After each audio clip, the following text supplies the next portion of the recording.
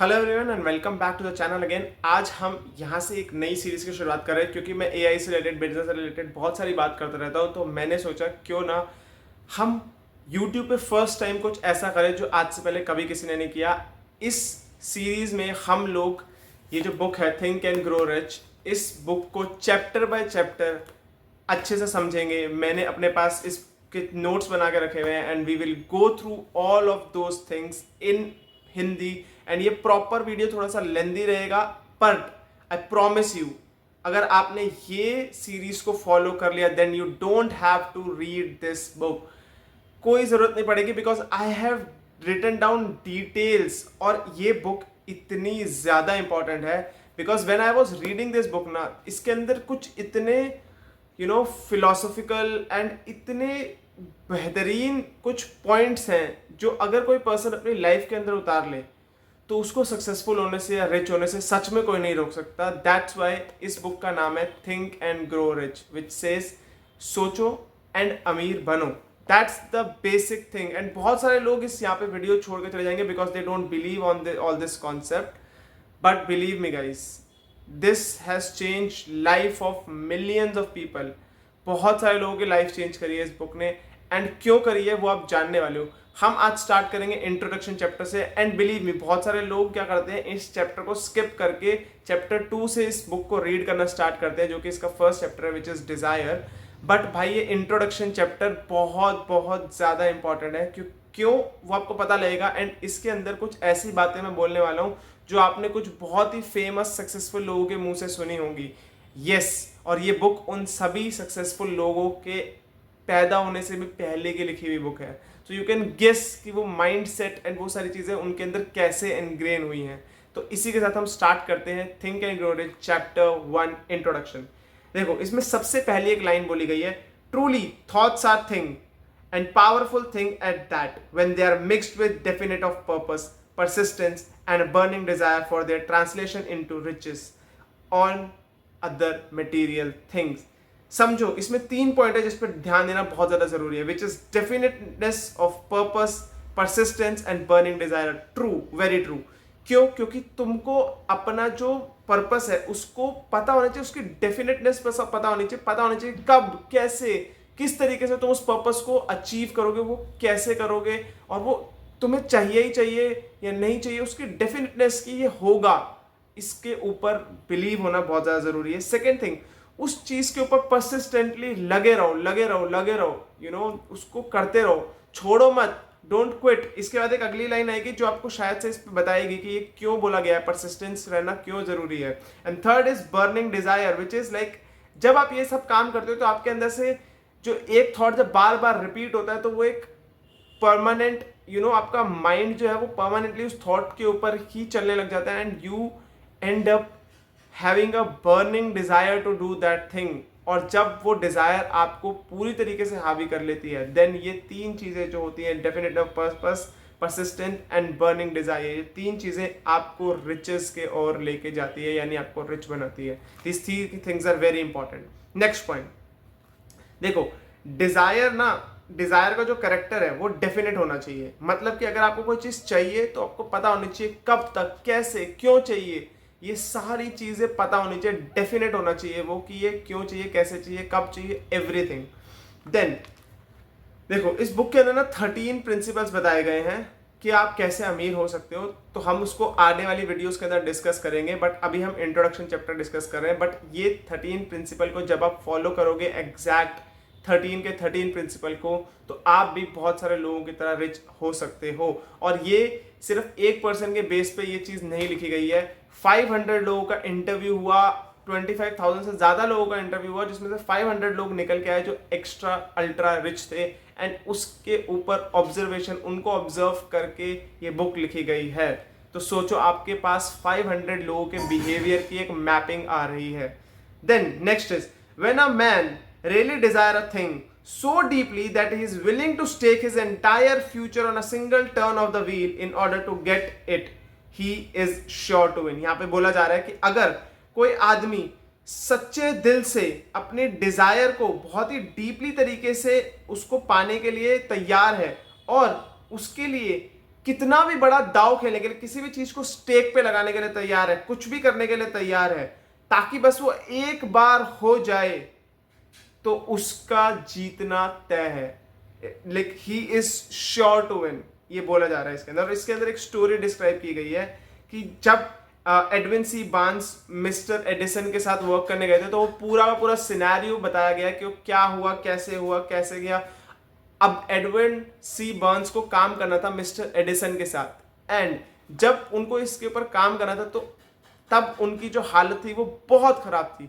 He was broke, उनके पास पैसे नहीं थे, ना ट्रेवल करने के, ना किसी भी चीज के पैसे नहीं थे, and he was broke, but still he somehow manage to become the biggest business partner of Edison. वो कैसे हुआ, देखो यहां पर एक चीज बोली जा रही है, when one is truly ready for a thing it puts in its appearance. जब कोई इंसान पूरे तरीके से किसी चीज के ऊपर तैयार हो जाता है तो वो चीज अपने आप को दिखाती है। दिस इज व्हाट ये सेंटेंस बोलना चाहता है।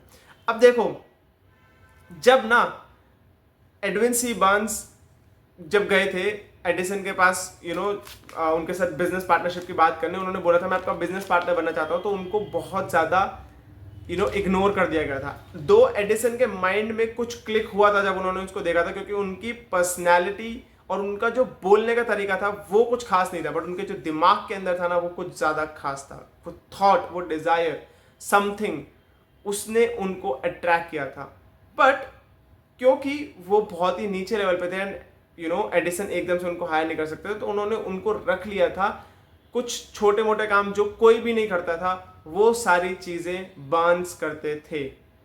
अब क्या बोला जा रहा है यहाँ पे, देखो बार्न्स को इतने डायरेक्शन मिले दैट वो क्या बोल सकते थे, he did not say to himself well what he used, I guess I'll change my mind and try for salesman job।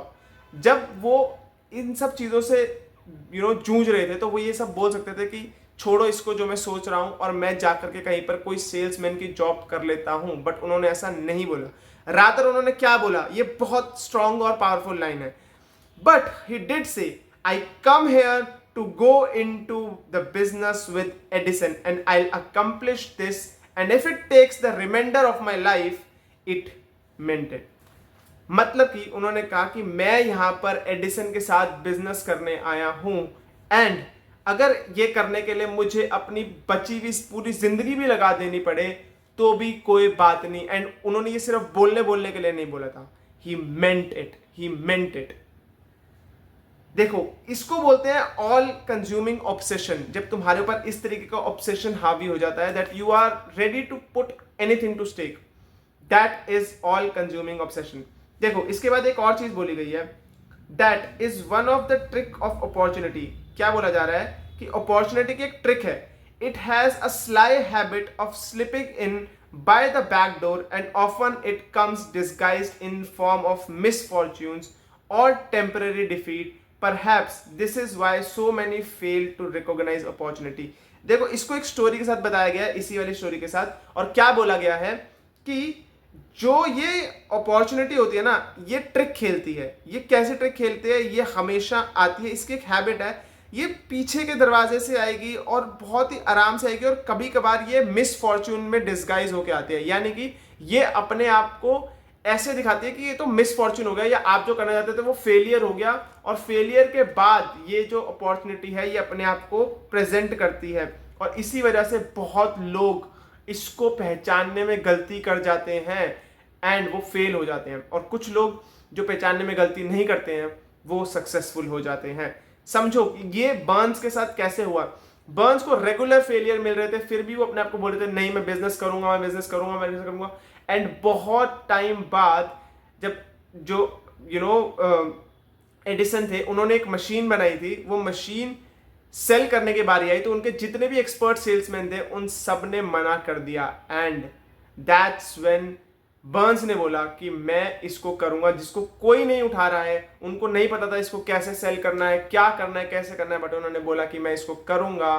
And उसी के बाद उन्होंने उसको इतनी ब्यूटीफुली सेल किया दैट एक लाइन बहुत ज्यादा फेमस हो गई थी, invented by Edison and planted by Burns, something like that, कि जब बनाता एडिसन है उसको प्लांट बर्न्स करता है। इतनी ज्यादा फेमस ये लाइन हो गई थी। Burns literally thought himself into partnership with great Edison. देखो यहां पर ना बहुत ही इंपॉर्टेंट लाइन ये है कि बर्न्स ने अपने आप को सोचा, उन्होंने ये नहीं बोला मैं बनूंगा, उन्होंने सोचा कि मैं ग्रेट एडिसन का पार्टनर अभी हूं। ही थॉट कि मैं हूं, मैं बन जाऊंगा नहीं, मैं अभी हूं, and that's the reason.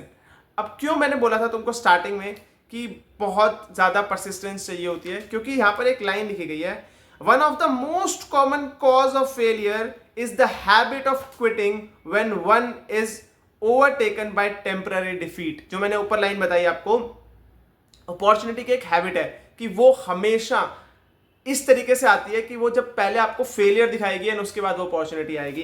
And इसीलिए परसिस्टेंट रहना जरूरी है, क्योंकि बार बार डिफीट आएगी, बार बार डिफीट होगे। बट बहुत लोग क्या करते हैं, एक कॉमन गलती करते हैं जिसकी वजह से वो फेल हो जाते हैं, जो है कि वो जैसे ही उनको कोई भी टेम्पररी डिफीट टक्कर मारती है ना, ये जिससे वो डिफीट हो जाते हैं को किसी कॉमन प्रॉब्लम से टेम्पररी बेसिस पे, और उसके बाद वो खड़े नहीं हो पाते हैं, और यही उनके फेलियर का कारण बनता है, क्योंकि वो सिर्फ और सिर्फ टेम्पररी डिफीट की वजह से हार मान जाते हैं एंड इसीलिए वो क्विट कर देते हैं। तो आपको क्विट नहीं करना है। नेक्स्ट चीज, he had never heard that more gold has been mined from the brains of men than has ever taken from the earth। देखो बहुत ही फेमस स्टोरी बताई गई है यहाँ पे कि एक बार क्या होता है, डर्बी नाम के एक पर्सन होते हैं जो अपने अंकल के साथ जाते हैं एंड वहां पर वो गोल्ड रश चल रहा होता है ऑस्ट्रेलिया के अंदर, जहां पर माइंस हो रही होती हैं और गोल्ड निकल रहा होता है अर्थ में से। एंड वो पूरे के पूरे अपने फ्रेंड्स के साथ सबसे पैसा उधार करके डर्बी के साथ जाते हैं और वहां पर वो उसकी माइनिंग स्टार्ट करते हैं। स्टार्टिंग में उनको थोड़ा सा गोल्ड मिलता है और इसकी वजह से वो एक्साइटेड हो जाते हैं एंड देन वो पूरे अच्छे तरीके से उसके अंदर लग जाते हैं उसको डिग इन करने के लिए। बट वो कुछ टाइम बाद खत्म हो जाता है और वो जो पूरा गोल्ड था वो उसमें से कुछ नहीं आता, वो हार मान जाते हैं और वो जितनी मशीन्स उन्होंने उधारी पे खरीदी होती है डिग करने के लिए, वो सारी चीजें वो ले जा करके सेल कर देते हैं एक जंक पर्सन को, जो ये सारा जंक बाय कर लेता है उनसे। अब समझने वाली बात है यहाँ पर, क्योंकि इसके बाद जो होता है वो बहुत इंपॉर्टेंट है। वो जो जंक मैन होता है वो उन मशीन्स को लेने के बाद उसी लोकेशन पे जाता है, उसको देखता है एंड वो थोड़ा सा समझदार इंसान होता है। वो क्या करता है, वो किसी एक्सपर्ट को बुलाता है एंड एक्सपर्ट को बुलाने के बाद उस पूरी की पूरी माइंड को चेक करवाता है। चेक करवाने के बाद उसको पता लगता है कि जहां पर भी उन दोनों ने डिग करना छोड़ा है उससे सिर्फ 3 सेंटीमीटर अगर वो और ज्यादा खोदते तो उनको पूरी की पूरी ऑस्ट्रेलिया के सबसे बड़ी माइन मिल सकती थी। एंड माय फ्रेंड, यही एक चीज थी जो हर कोई नहीं समझ पाता है। तुम अक्सर देखना सक्सेस के बहुत ज्यादा करीब पहुंच गए होगे, तुमको एक फेलियर मिलेगा एंड वो फेलियर की वजह से तुम खुद को फेलियर समझ के हार मान जाओगे। बट ये याद रखना, शायद सक्सेस सिर्फ 3 सेंटीमीटर दूर थी तुमसे, जहां पे आके तुमने हार मान ली। अगर तुमने हल्का सा भी वहां से अपने फोकस को हिला दिया तो सक्सेस नहीं मिलेगी। You have to be absolutely focused, desire को पूरा ऊपर रख के you have to focus, and जब वो फोकस आपका रहता है तभी सक्सेस मिलती है। हो सकता है जहां पर आप खोद रहे हो उससे 3 सेंटीमीटर की दूरी पे अगर आप और खोदोगे तो आपको गोल्ड मिल जाएगा, बट क्योंकि अभी गोल्ड नहीं मिल रहा है और आप हार मान रहे हो, इसकी वजह से आप अपने हाथ से वो पूरे ऑस्ट्रेलिया का सबसे बड़ा गोल्ड माइन हाथ से खोने जा सकते हो, जो हुआ डर्बी के साथ, जिसका उन्होंने बाद में जाकर के बहुत सारी चीजें करी, वो हम लेटर ऑन डिस्कस करेंगे। तो यहाँ पे बोल रहा है डर्बी ने इस इंसिडेंट के बाद एक बहुत ही ज्यादा इंपॉर्टेंट लेसन सीखा, that never quit, never ever quit, never quit. तुम जितने भी सक्सेसफुल लोगों को देखोगे वो हमेशा ये लाइन बोलते हैं कि आपको 3 फेलियर होने के बाद ये लगा नहीं कि आपको रोक देना चाहिए, देन सामने से वो सक्सेसफुल लोग बोलते हैं I never ever give up, I never ever give up, and that's the attitude of a successful man. अब क्या हुआ, जब डर्बी को ये एक्सपीरियंस हो गया था उसके बाद उन्होंने अपनी पढ़ाई करने के बाद इंश्योरेंस कंपनी ज्वाइन करी, जहां पर वो सबसे ज्यादा रिच इंश्योरेंस पॉलिसी को सेल करने वाले पर्सन बने।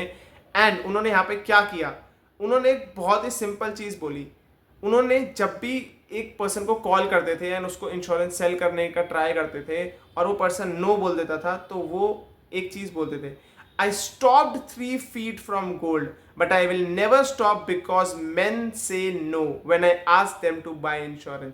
अपने आप को ये समझाते थे कि मैंने 3 feet गोल्ड से अब वहां पर क्विट कर दिया था, बट मैं यहां पर क्विट नहीं करूंगा किसी भी इंसान के मुझे नो बोलने के बाद।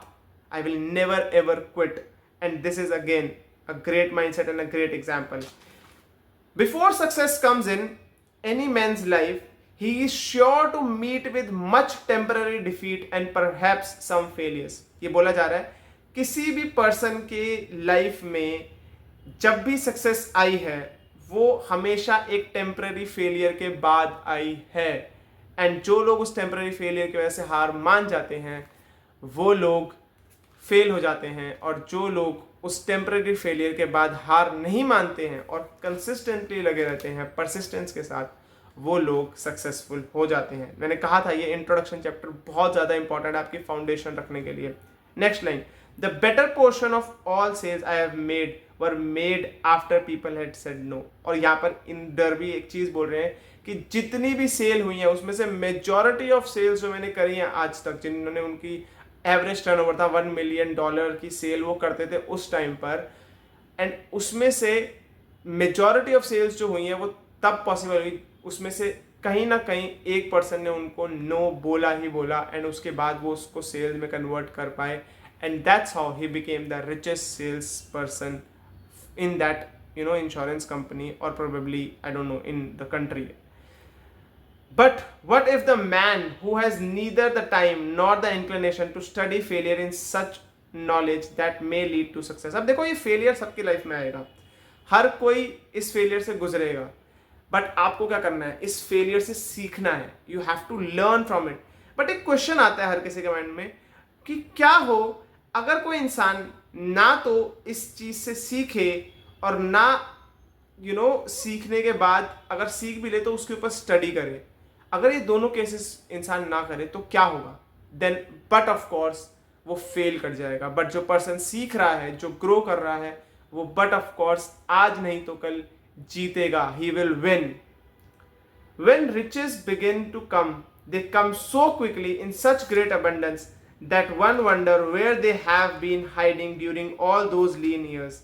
This is the astonishing statement. यहाँ पर बोला जा रहा है कि जब riches या फिर पैसा आने लगता है तो वो इतनी abundance में आता है, इतनी abundance में आता है कि लोग सोचते हैं, या जो पर्सन जिसके पास आ रहा होता है वो सोचता है कि इतने सालों तक जब कुछ नहीं था तब ये पैसा कहाँ था और अब अचानक से इतना पैसा कैसे आ रहा है। And this is the power of desire. Riches begin with a state of mind, with definite of purpose, with little or no hard work. अब बहुत लोग बोलते हैं बहुत हार्ड वर्क करना पड़ता है, बहुत सक्सेसफुल होने के लिए बहुत मेहनत करनी पड़ती है, बट यहाँ पर क्या बोल रहे हैं? देखो यहाँ पर ये बोला जा रहे हैं ऑथर कि रिचेस जो होते हैं ना, जो पैसा होता है, वो एक स्टेट ऑफ माइंड से आता है। और वो स्टेट ऑफ माइंड क्या होता है कि तुम्हें अपना पर्पस डेफिनेटली पता होना चाहिए कि मुझे ये अचीव करना है, ऐसे करना है, ये करना है, एंड वो चीज तुम अचीव करते हो बहुत ही कम मेहनत में या फिर बिल्कुल मेहनत में नहीं, and that is when you achieve success. Just as an electrician in a theatre raise the lights so gradually that darkness is transmuted into light before you realise it, so did the spell of fear in the mind of people gradually fade away and become faith। और ये बहुत ही famous line आपने बहुत सारे लोगों के मुझे सुनी होगी। जैसे एक कमरे के अंदर अगर आप अंधेरा कर दोगे तो वो अंधेरा रहेगा, बट जिस तरीके से जैसे उसके अंदर बल्ब लगा के लाइट ऑन करोगे, जैसे उस पूरे रूम के अंदर रोशनी होगी, उस पूरे थिएटर के अंदर रोशनी होगी, उसी तरीके से फियर बहुत ज़्यादा डार्कनेस के अंदर होता है, बट इतनी जल्दी फेड अवे होता है और इतनी जल्दी रोशनी की तरफ फैलता है कि लोगों को पता नहीं लगता। द स्पीड ऑफ फेथ जो है उस डार्कनेस के अंधेरे को बहुत जल्दी खत्म कर देती है, जिस तरीके से एक लाइट अंधेरे को खत्म करती है एक रूम के अंदर। Weakness of the mankind is average man's familiarity with the word impossible. देखो यहां पर बोला जा रहा है एक और लाइन कि दुनिया में जो मैनकाइंड की सबसे बड़ी प्रॉब्लम है और जो एक एवरेज मैन की फेमिलियरिटी है किस वर्ड से, इम्पॉसिबल के साथ, यही उसकी सबसे बड़ी वजह है सक्सेसफुल ना होने की। जो लोग आकर के ये बोलते हैं कि ये इम्पॉसिबल है, ये हो नहीं सकता, दैट इज इम्पॉसिबल, ये बिल्कुल करना नामुमकिन है, वो लोग कभी सक्सेसफुल नहीं हो सकते। और जितना ज़्यादा तुम ये बोलते रहोगे, जितना ज़्यादा फेमिलियर होते जाओगे इस चीज़ से, उतना ज़्यादा तुम सक्सेस से दूर होते जाओगे। I purchased a fine dictionary. The first thing I did with it was to turn to the word impossible and neatly chip it out of the book. यानी कि ये बोल रहे हैं, ऑथर बोल रहे हैं कि मैंने एक बार एक फाइन डिक्शनरी ली थी जिसमें से मैंने जो इम्पॉसिबल वर्ड है उसको फाड़ दिया था उस बुक में से, क्योंकि I don't believe in impossible, everything is possible and you can do that. ये ऑथर का मानना है और वो इस बुक के माध्यम से आपको ये चीज़ बताना चाहते हैं that you can do that, just believe on your self. Success come to those who become success conscious, यानी कि आपको सक्सेस के लिए पागल होना पड़ेगा, कॉन्शियस होना पड़ेगा। आपको ये नहीं देखना पड़ेगा कि आप ठीक है जिंदगी बिता रहे हो, नॉर्मली चल रहे हो एंड आप सोचो कि आप सक्सेसफुल हो जाओगे, ऐसा नहीं होना है। अगर आप सक्सेस को लेकर के कॉन्शियस नहीं होगे, कॉन्शियस एफर्ट नहीं लोगे, चीजें कॉन्सिस्टेंटली नहीं करोगे, तो आप कभी भी सक्सेसफुल नहीं हो पाओगे। Failure comes to those who indifferently allow themselves to become failure conscious। Failure उन्हीं लोगों के पास आता है जो चाहे या ना चाहे हुए भी अपने आप को फेमिलियर करते हैं किस चीज से, एक फेलियर माइंडसेट से, या फिर जो नॉन सक्सेसफुल जो फेलियर कॉन्शियसनेस होती है उससे। यानी कि वो सक्सेस के बारे में सोचते ही नहीं है। जब वो सक्सेस के बारे में सोचते ही नहीं है कि मेरा सक्सेसफुल होना है, तो वो ऑटोमेटिकली फेलियर ही होते हैं, क्योंकि उनके माइंड से वो पॉसिबिलिटी ही इरेज हो जाती है सक्सेसफुल होने की। इसलिए आपका सक्सेस कॉन्शियस होना is very very important. Another weakness found in altogether too many people is the habit of measuring everything and everyone by their own impression and belief. एक और बहुत बड़ी प्रॉब्लम है मैनकाइंड की, लोग ना हर इंसान को, सामने वाले इंसान को अपने नजरिए से अपनी उनकी जो हैबिट है कि वो जो सामने वाले पर्सन को मेजर करते हैं उसको अपने इंप्रेशन और अपने बिलीफ के बेसिस पे मेजर करते हैं। यानी जो आपके बिलीफ है, आपका इंप्रेशन है किसी पर्टिकुलर चीज को लेकर के, आप उसके बेसिस पे उस इंसान को मेजर करते हो या जज करते हो, which is wrong. This is again a very bad habit which a failure person और अ ब्रोक पर्सन हैज। अगर तुम ब्रोक रहना चाहते हो तो तुम अपने अंदर ये हैबिट रखो कि तुम दूसरों को अपने बिलीफ और अपने इंप्रेशन के बेसिस पे जज करो। अगर तुम ये चीज नहीं करते हो तो तुम्हारे चांसेस है कि तुम सक्सेसफुल हो जाओगे। We foolishly believe that our own limitations are the proper measurement of limitations। यहाँ पर एक और चीज बोली जा रही है, हम पता नहीं क्यों foolishly हम ये चीज मान लेते हैं कि अगर हम वो काम नहीं कर पा रहे तो कोई और वो काम नहीं कर पाएगा। अगर हमारी ये लिमिटेशन है तो इट मीन्स वो पूरी दुनिया के लिए लिमिटेशन है। समझ रहे हो? ये सेम लाइन आपने बहुत सारी जगहों पे सुनी होगी। This comes from this book. Before we can accumulate riches in the great abundance, we must magnetize our mind with the intense desire of riches। यानी कि यहाँ पे बोला जा रहा है अगर आपको बहुत ज़्यादा सक्सेसफुल होना है तो आपको अपने माइंड को मैग्नेटाइज करना होगा उस डिज़ायर से जो कि उन सारी चीज़ों को अट्रैक्ट करेगी आपकी तरफ। And that is the game भाई। यही है, यही एक चीज़ है जो अगर आपने सीख ली, if you have learn this, तो आप अपनी लाइफ के अंदर सक्सेसफुल हो जाओगे। आने वाले पार्ट्स के अंदर मैं बहुत सारे और इसके प्रिंसिपल डिस्कस करूंगा, बट ये वीडियो अभी के लिए बहुत ज़्यादा लंबा हो चुका है। प्लीज़ आप कमेंट सेक्शन में मुझे बताओ, are you liking these kind of videos, these quotations and these everything which I have wrote down from this book are epic। अगर ये कोई पर्सन बहुत ध्यान से नोट कर ले और नोट करके इसको रिकॉर्ड करने के बाद उसको समझे डीपली अंदर जाके, this can change life. And I hope आपको ये वीडियो पसंद आई होगी। Thank you so much for watching. मैं मिलता हूँ आपसे ऐसी एक और इंटरेस्टिंग वीडियो के अंदर। Bye bye.